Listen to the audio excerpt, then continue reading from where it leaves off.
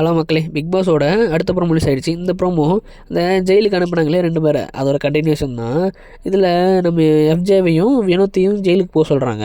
அது மட்டும் இல்லாமல் அவங்களுக்கு ஒரு பனிஷ்மெண்ட்டும் உண்டு. என்னென்னா, ஜெயிலுக்குள்ளே அவங்களுக்கு ஒரு மணி கொடுப்பாங்க, பாசி மணி.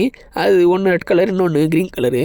அது 2 பேர் ஒரு கலர் சூஸ் பண்ணி அது ஒன்று நூலில் கோர்த்து கொடுக்கணும். ஒருத்தங்க ஃபஸ்ட்டு ரெட்டு போட்டாங்கன்னா அடுத்தது க்ரீன் போட்டு, இப்படி ஒவ்வொருத்தங்களும் ஒன்று ஒன்றா போட்டு கிட்டத்தட்ட 200 மாலை செய்யணும் அப்படின்னு சொல்லிட்டு அவங்களுக்கு ஒரு பனிஷ்மெண்ட் கொடுத்துட்டாங்க. அவங்க நைட்டு ஃபுல்லாக உட்காந்து செய்கிறது மாதிரி தான் காட்டுறாங்க.